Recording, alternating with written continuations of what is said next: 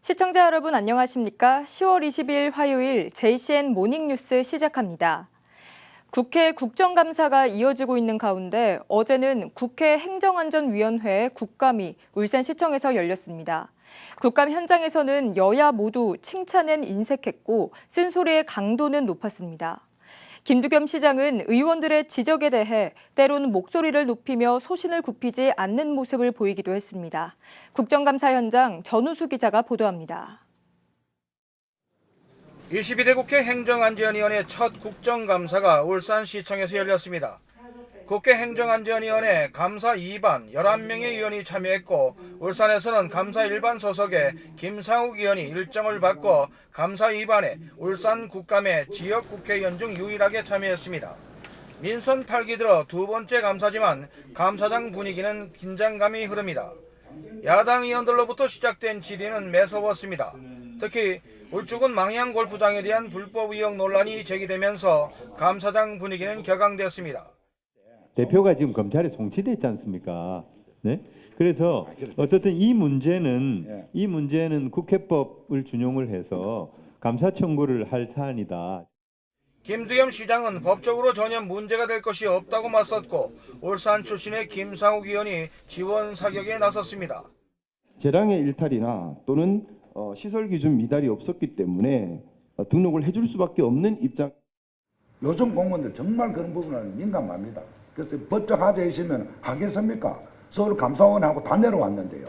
경찰, 검찰이 다 보고 있는데 이 법적 하자는 전혀 없습니다. 김상욱 의원은 이 밖에도 울산의 낙후된 의료 문제에 대한 개선 그리고 저상버스 등 교통약자에 대한 지원 강화를 주문했습니다. 추진 중이거나 추진 예정인 사업들이 주민 여론 수렴 과정 없이 보여주기식 행정이 되고 있다는 지적도 나왔지만 김 시장은 소신을 굽히지 않았습니다. 충분한 공론화와 사전 준비를 거쳐야 되는데 그런 과정이 없다 보니까 하는 것마다 걸림돌이 걸려서 포기하게 되고 자초하게 되고. 전혀 동의할 부분은 아닌 것 같고요. 저는 행정을 하면서도 사실 행정에서 먼저 가시적으로 뭘 하나 내놓고 그 검토 이후에 사실 시민의 공론을 받아가는 부분이라고 생각하고. 정춘색 의원은 울산이 경력 단절 여성 비율이 전국 지자체 중 1위라며 대책을 주문했고 김 시장은 기간산업 중심의 울산 산업 특성상 부득이한 점이 있지만 대책을 찾겠다고 답했습니다. 김성애 의원은 방부대 암각화 보존에 대한 울산시에 보다 적극적인 대책을 요구했고 조승환 의원과 박정현 의원은 부유식 해상풍력에 대한 울산시의 전향적인 정책 자세 변화를 주문했습니다. 이성건 의원은 개발제한구역 해제로 발생하는 이면의 부정적 문제에 대한 경각심을 강조했고 조은희 의원은 이연물 취급업체가 집중된 울산공단의 안전 문제에 대한 지자체 차원의 세심한 대비 태세를 주문했습니다. JCN 뉴스 전우수입니다.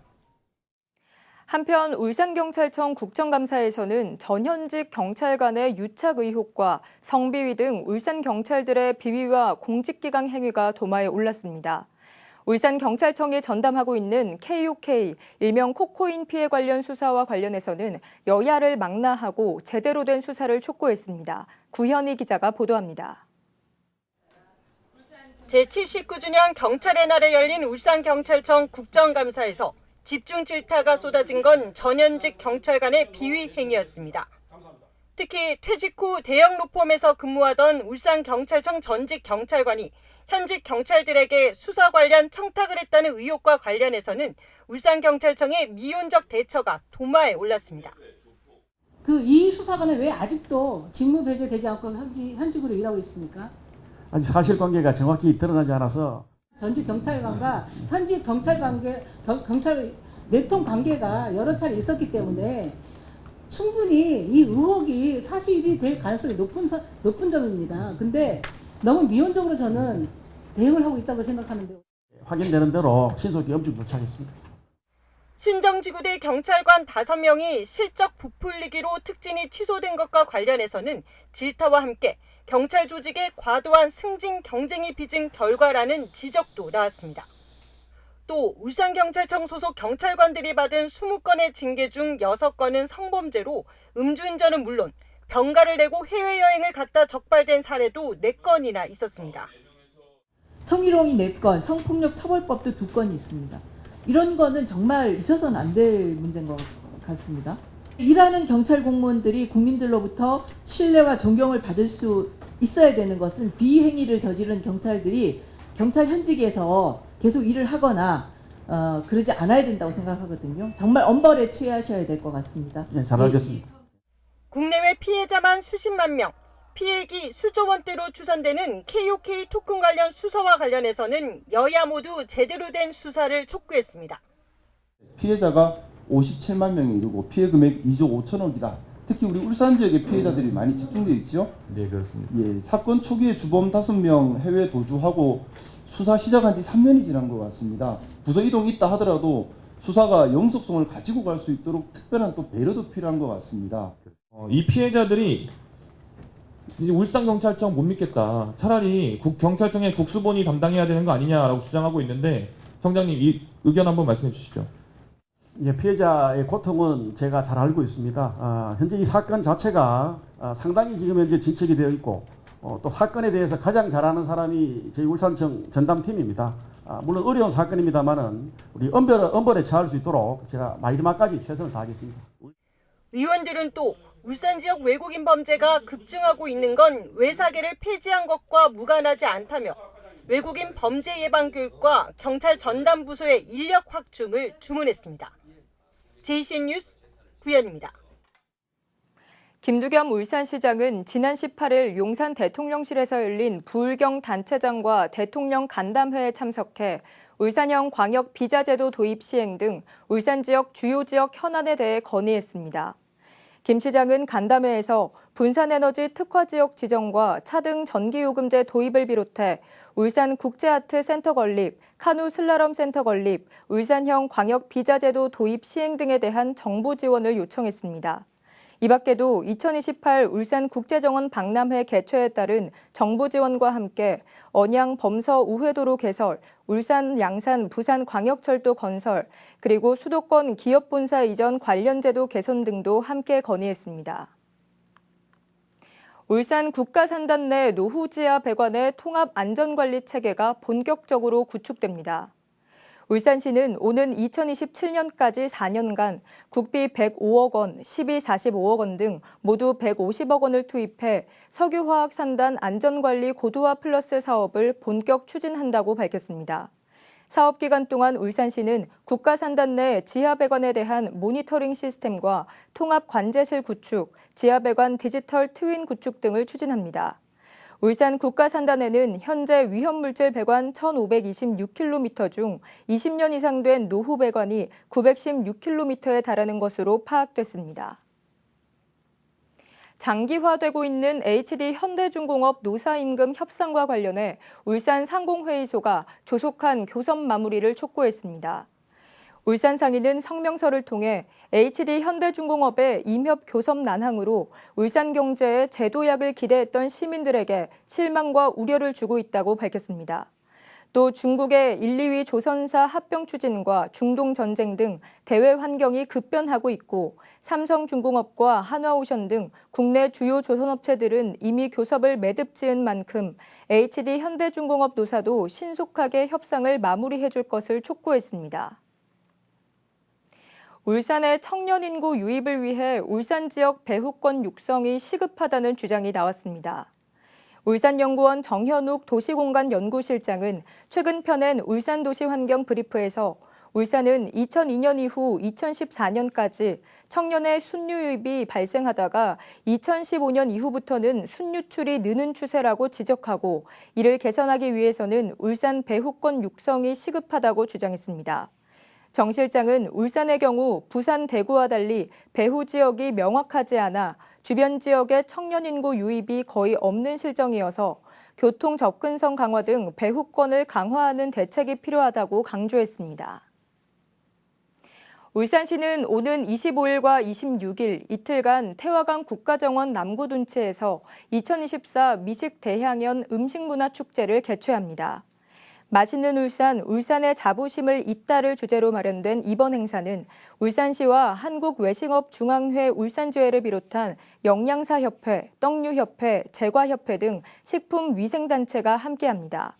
지역 외식산업 활성화와 지역 특산물 소비 촉진을 위해 마련된 이번 행사는 울산 고래만들기 빚기 퍼포먼스와 뮤지컬 더세프 공연, 세계 전통민속 공연 등 다양한 볼거리와 먹거리, 참여 행사가 마련될 예정입니다. 울산문화관광재단이 오는 26일과 27일 이틀간 반려동물 동반 전용 기차 여행 상품 울산 댕댕 트레인을 운영합니다. 지난해 12월에 이어 두 번째로 마련된 울산 댕댕 트레인은 한국철도공사의 협조를 받아 400석 규모의 임시열차 객실 6량과 카페 객차 1량으로 구성됩니다. 이 열차는 오는 26일 밤 10시쯤 서울역에서 출발해 27일 새벽 3시쯤 태화강역에 도착하며 이어 간절곶과 대왕암공원 등 울산의 주요 관광지를 둘러보는 코스로 진행됩니다. 울산 댕댕 트레인은 임시로 운행하는 전세 열차로 반려인과 반려동물이 함께 울산 여행을 할 수 있는 프로그램으로 주목받고 있습니다. 유니스트가 교육부 주관 2024년 반도체 특성화대학 지원 사업에 선정됐습니다. 이번 선정으로 유니스트는 반도체 인재 양성을 위해 4년간 국비 140억 원을 지원받게 되는데 울산의 반도체 산업 경쟁력 확보에 기여할 것으로 기대되고 있습니다. 박영훈 기자가 보도합니다. 유니스트가 교육부의 반도체 특성화대학 지원 사업에 선정됐습니다. 지난해 산업통상자원부의 반도체 특성화대학원 지원 사업 선정에 이은 두 번째 성과입니다. 반도체 특성화대학 지원 사업은 반도체 산업 수요에 맞춘 인력 양성 체계와 실습시설 구축 등을 지원하기 위해 지난해부터 시작된 사업입니다. 그동안 4대 과학기술원은 지원 자격이 제한됐지만 교육부가 상반기에 선정한 9개 대학을 제외하고 이번에 추가로 1개 대학을 선정하기 위해 지원 자격을 확대해 재공고를 진행한 결과 유니스트가 선정된 겁니다. 이번 선정으로 유니스트는 오는 2027년까지 4년간 국비 140억 원과 10억 원 등 150억 원을 지원받아 학사부터 박사까지 반도체 분야 인재를 양성하게 됩니다. 신소재공학과를 중심으로 에너지화학공학과와 기계공학과, 물리학과와 화학과 등 반도체 각 분야에 특화된 5개 학과가 반도체 특성화 융합 전공을 신설해 산학 연계형 수업을 진행할 계획입니다. 반도체 산업이라는 것이 하나의 전공으로서만 반도체 산업을 대체할 수 있는 것이 아니라 다양한 전공들이 융합되어서 학생들을 교육을 시켜야만 학생들이 산업체에 나가서 맡은 역할들을 할 수 있는 그런 분야이기 때문에 저희들이 반도체 특성화 융합 전공이라는 걸 만들어서 특히 산업 현장에 즉시 투입이 가능한 실무형 인재 양성을 목표로 4년간 220명의 전문 인력을 양성할 예정입니다. 울산시 또한 지역 내 반도체 인력 수요를 대비해 유니스트와 협력해 반도체 산업 육성 지원에 나서겠다는 계획입니다. 유니스트의 이번 반도체 특성화대학 지원 사업 선정이 울산 지역 반도체 산업의 경쟁력 확보에도 기여할 수 있을지 주목됩니다. JCN 뉴스 박영훈입니다. 국민의힘 박성민 국회의원이 산업단지 내의 사업 시행자와 입주기업이 취득세 등의 감면율을 동일하게 적용받도록 하는 지방세 특례 제한법 개정 법률안을 대표 발의했습니다. 현행법은 산업단지 등에 입주하는 기업이 산업용 건축물 등을 취득하거나 보유하는 경우 취득세의 50%, 재산세의 35%를 감면하고 있지만 시행사의 경우 취득세와 재산세 모두 각각 35%의 감면율을 적용하는 등 형평성에 어긋난다는 지적을 받아왔습니다. 이에 박 의원은 사업 시행자의 감면율을 현행 입주기업과 동일 수준으로 적용하도록 해 기업의 투자 의욕을 높이기 위해 개정안을 발의했다고 밝혔습니다. 일과 가정 양립을 위한 가족돌봄 휴가가 고용노동부 산하 공공기관에서도 제대로 시행되지 않고 있는 것으로 나타났습니다. 민주당 김태선 의원이 고용노동부로부터 제출받은 자료에 따르면 한국자벌드는 최근 3년간, 사회적기업진흥원은 2년간 가족돌봄 휴가 사용이 전무했고 울산에 본부를 두고 있는 근로복지공단의 가족돌봄 휴가 사용률도 20%에 머물고 있는 것으로 지적됐습니다. 김 의원은 고용노동부 산하 공공기관에서조차 불이익을 받을까 눈치를 보면서 가족 돌봄 휴가를 제대로 사용하지 못하고 있는 상황이라며 공공기관에서부터 자유로운 가족 돌봄 휴가 사용 문화가 정착될 수 있도록 해야 할 것이라고 강조했습니다. 올해 3분기 울산의 수출과 수입이 모두 증가했습니다. 한국무역협회 울산지부에 따르면 올해 3분기 울산의 수출액은 석유화학 제품과 비철금속 제품 등의 수출이 증가하면서 전년 동기 대비 0.5% 증가한 218억 9천만 달러로 지난해 4분기부터 4분기 연속 증가세를 이어갔습니다. 수입도 원유와 석유 제품 등의 수입이 증가하면서 전년 동기 대비 14.6% 증가한 125억 9천만 달러를 기록했으며 무역 수지는 131개월 연속 흑자를 기록했습니다. 남구청이 추진 중인 남북권 광역 관광개발 사업이 행정안전부의 중앙투자심사를 조건부 통과했습니다. 이 사업은 문화체육관광부가 울산과 부산 등 남북권 지역의 균형 발전과 관광 경쟁력을 강화하기 위해 추진하는 사업으로 울산 남구는 장생포 고래마을의 관광 명소화를 목표로 진행하고 있습니다. 남구청은 이번에 심사를 통과함에 따라 고래마을 내 공유 숙박업소와 해양 산책로 조성 등 12개 관광시설 사업과 관련해 본격적으로 사업 추진에 속도를 낼 계획입니다. 북구청이 제20회 대한민국 지방자치 경영대전 지역특화자원 개발 기후 대응 분야에서 환경부 장관 표창을 수상했습니다. 북구청은 동해 남부선 폐선부지에 조성한 울산숲을 통해 탄소 중립을 실현하고 기업과 민간 참여 확대로 주민 참여형 울산숲 관리 체계를 구축한 성과로 표창을 받았습니다. 울산중앙병원 가족 건강 걷기 대회가 지난 20일 시민 1,500여 명이 참여한 가운데 열렸습니다. 참가자들은 울산 대공원 남문에서 출발해 동문 광장을 반환점으로 다시 남문 광장까지 약 8km를 걸으며 가을의 정취를 즐겼습니다. 한편 대회 시작 전 무료 건강검진과 스티커 타투 등 다채로운 이벤트 부스가 마련돼 참가자들의 눈길을 끌었습니다. 울산시는 다음 달 8일부터 27일까지 20일간 진행되는 2024 가구주택 기초조사를 앞두고 어제부터 각 구군별 조사원 교육을 실시합니다.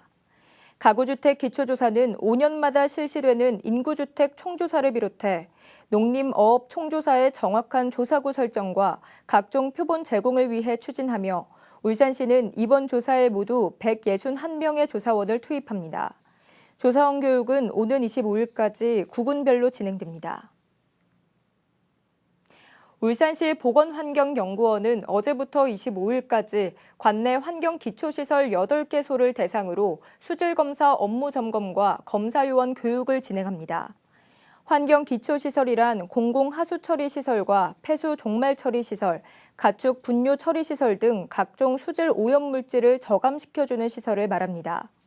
울산시 보건환경연구원은 관내 8개 환경기초시설을 방문해 실제 수질시험 전 과정을 종합적으로 확인하는 한편 미흡한 부분에 대해서는 기술 지원을 통해 측정의 정확성과 신뢰성을 높일 방침입니다.